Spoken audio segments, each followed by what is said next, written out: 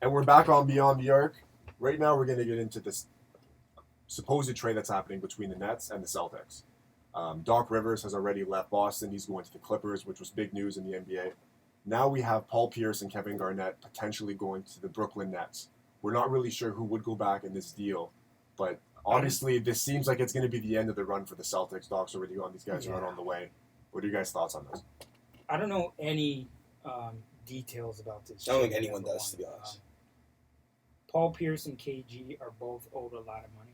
Gerald Wallace is the guy that I've heard that's supposed to go back. Oh, for sure. He's a Gerald Wallace? He's one of the guys, one of the pieces. Along that will with go back. who? I guess Marshawn Brooks, obviously. Marshawn Brooks would be a lock, and I would assume a first-round pick if they have any. Andre Blatch, possibly, too. Pretty much what we're saying is Darren Williams, Joe Johnson, and Brook Lopez will not be a part of this deal.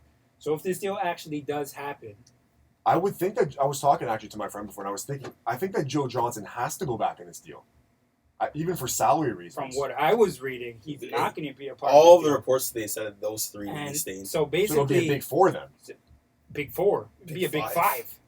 You have Darren Williams at the 1. You got Johnson at the 2. Pierce at the 3. Garnett at the 4. And Lopez. My question bringing up now, would they challenge the Heat if it came down to it with that team? I don't know if they would then. I doubt they would. There's no... They would challenge them. They would challenge them, but there's no way they're getting past the Heat. We got Jason Kidd at coach. We have Jason Kidd at coach, guys. It doesn't matter about Jason Kidd. I'm not saying they beat them. They wouldn't beat them. They'll challenge them. But yet, at the same time... I don't even know how we could speculate this yet. This trade hasn't happened. It just happened. I think the biggest blow to the Celtics organization is letting go of Doc Rivers. Still having a few years left in this contract. Still going to the LA Clippers. Don't be biased. I know you're a LA Clippers fan. It's done. I know it's done. Sorry, guys. It's over. It's over. No, that's what we're going to talk about. He's in a big pool right now. He doesn't really know. He has so much stuff to do. He's overwhelmed right now. For sure. No doubt about it. I hate to compare another sport, but let's look at Toronto, John Farrell. Do you want a coach that doesn't want to be here? You don't. No. That's the bottom line. If someone doesn't want to, if you're best, even Vince Carter, look at that. He didn't want to be here. Do you want someone, whether it be a coach, all-star player, that doesn't want to be there? No. And that's if your 12th man doesn't want to be there, who cares? He's making $500,000. Do you guys see Pierce and KG in a Celtics uniform when the season starts? I don't. I thought they were going to the Clippers. I don't know if I can really see them going to the Nets. I'm still stuck in that limbo. Also, they were saying right now, the whole thing about KG, that he can be put in a trade to go to the Clippers because of Doc Rivers. He doesn't want to be with Doc? He does want to be with Doc. Okay. But they're saying that David Stern is kind of blocking him because it's tied into the whole Doc Rivers thing. So from the reports that I've seen, they're saying that KG, if he retires... He can retire. And then unretire? Come out of retirement and sign with the Clippers. I'm pretty sure. That's unlikely. That's a speculation right now, as we obviously know. But with Doc Rivers being in LA, I'm more worried. No one's mentioned this yet. How does Rondo feel right now? Where is Rondo going to go? What is he going to do with that team? Hold on a second. He's not even going to be back until the playoffs. He's going to be Derrick Rose of last year. Playoffs? We're talking playoffs? We talking about playoffs?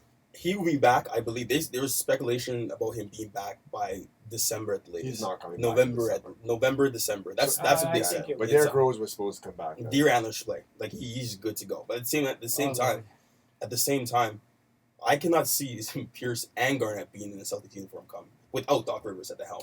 There's no way. Maybe Pierce. I don't think Pierce is the guy I'd like to see retire there. Even he started with the franchise, they were on the down, he climbed the mountain, and now he's back at the bottom again. He's going to retire in a couple of years anyways, right?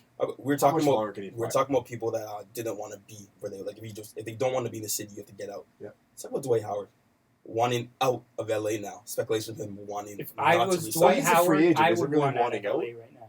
But blaming the fans. Giving the fans a reason? No, that's crazy. Well, I also heard that the fans and the Lakers put up a big poster saying, don't leave Dwight, and they're trying to get him to stay and everything. He's not staying. I don't think he's staying. And I read that the front runners are Houston and Dallas. Of course it's Houston. I don't know. Listen, at the same time, I would say Houston. Who wouldn't say Houston? I would definitely say Houston. There's Houston. There was Chris Paul should That's even another consider thing. Houston. You have to look at Chris Paul now.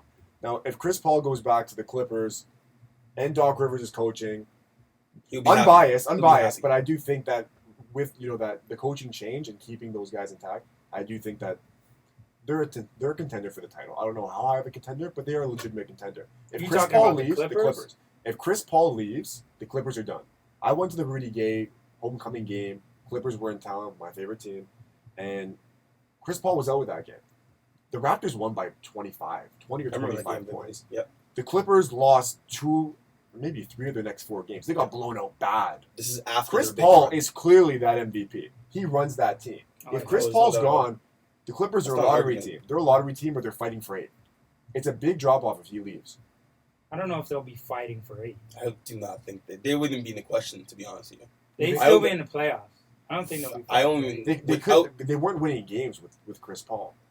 There's no way they'd be a top 6 team. They still have There's no chance. They They finished 5th last time, or 4th. And they were tied with the Grizzlies. What were they, a game up between 5th place? And that was including that incredible run they had. What did they win, 18 games in a row? 18 games in a row. They thought it was special. It was right after like that. Things lined up for them to go in 4th last year. So that was their best season ever. What do you think happens with Dwight, though? Do you think Dwight speaks to Chris Paul and tries to link up on Houston? My thing is, like, a lot of bridges. he's not really worth it. All this speculation, he's not worth it. Dwight Howard? He's a great player.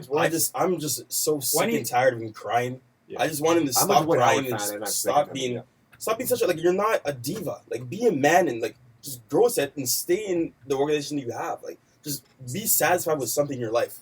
The thing is, like, I really like Dwight Howard, especially with Orlando. I'm losing. I like Dwight Howard when healthy. He's the best center in the game. Well, yeah, he's a top probably 3 player in the league when he's healthy. I want to go top 3. Okay, we'll talk about that another day. We'll talk about that another day. But Dwight Howard, you can't dismiss his talent, his defensive presence. Everything about him. Even on offense. People like to say, oh, he's not that great. He was in Orlando, what was it? He was averaging 20 and 12 or whatever that was. He's a solid guy. He brought a team to the finals with Rashard Lewis, Jameer Nelson, Tutu Turkoglu. Like, people question his willingness to win. They question his willingness to win, and they say that he doesn't have the work ethic and all that. Yeah. But at the end of the day, he's a guy that you'd rather have on your team than not have on your team. Name me one center you'd rather have over him. You can make the case for Brook Lopez. He's a really good other player. Center that I might take over Dwight Howard, if completely healthy, is Andrew Bynum. Speaking of guys with no never? His knees are futile. His I knees said are one done. healthy. One healthy. Everything about Andrew Bynum's game is just his attitude. It all depends on his attitude. I think he doesn't care. At the end of the day, you read articles. He's selfish. He doesn't care about. At least Dwight Howard actually cared about some of his teammates when he's playing in Orlando. He shared the ball. Yeah, when the ball gets into Andrew Bynum, it's isolated in his hands. Kobe won with Bynum. Yeah, because it's Kobe. Yeah. Listen. How much did he do with Dwight? I know he wasn't healthy. Nobody was healthy last year. That personnel was I understand nobody was healthy. It was a nightmare. But that was beyond atrocious. I've never talked so much about LA basketball.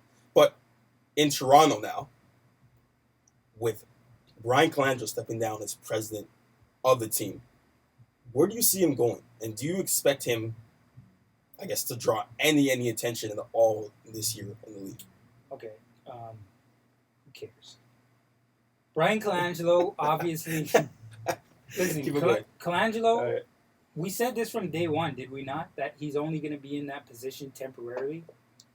Well, that's the thing. Why even give him that position then? Because his father's name is Jerry Colangelo. That's why. I don't know. I mean, seriously, how could you give Bryan Colangelo a position in an NBA organization that has nothing to do with basketball? What sense does that make? I think they just didn't want to burn any bridges. They wanted to let him go smoothly. Maybe it's almost like someone is letting them die slowly, but in like the right way, in a sense, right? Maybe he just said, Tim, give me a paycheck. I don't think he said that. I think it was the other way around. He expected it. I don't need the paycheck. Just give it to me anyway. He expected it. Because I'm going to be out of here in like a month. Has it been a month? It's been quite almost. It's been borderline. Yeah. But I would say I thought he was going to be here for the season. I actually believe he was going to be here for a part of the season. That's what I leave in the summer when it just happened. Apparently, he's still representing the Raptors tonight at the draft. This is weird. We don't even have a pick. That is so weird. I still can't believe That's another thing. You think that the Raptors might get into this draft, whether it be second or first? And if so, where? Yeah, I think they might. I don't know. They could potentially get a second-round pick. I know Masai Ujiri is preparing. They're all preparing like they have a pick right now. They might trade. They might throw some money somewhere just to acquire a pick, see what they can do. I don't know why. They might try and look for a diamond in the rough. I don't know. They might know some things that we don't right now. Exactly, which usually is the case. I think they will get into this draft. You know who would be bait? Maybe early second round. It would be nice to get into the early second. If there were a trade, which Maybe players do you suspect to be leaving the Toronto Raptors? Which players do you think are like bait on in this? John Lucas. I don't think John Lucas will be back. Well, I'm pretty sure he's a free agent, isn't he? Yeah, he is. I think he is. The question is, who would you send in order to get a second round pick, and at that probably a high second round pick? You don't want to get. They may not even send. Right? They may just pay for it. There's a chance. There's a chance. I think on his 25th birthday, Landry Fields. Nobody wants that contract. Let's be real. But who do you guys think? Who do you guys think that the Raptors might target just by position? What do you think their biggest need is? I think they might look for a point guard, a backup point guard to play behind Lowry. Mm-hmm. Even if they don't keep him, they might stash him somewhere. But I think if they do get into this draft, they'll probably look for a point guard. I like from right now a guy who might slide. I don't know, Isaiah Cannon. I really like. If he slides to the second round, yeah. If he slides to the second round, I don't think he will. I think he'll go late first. But if he does slide to the second round, they may take a look at him. I'm thinking, well, other than point guard, a stretch four. A four that, even though there's Amir Johnson, Dan Schultz, who can still play together on the floor and still space the floor.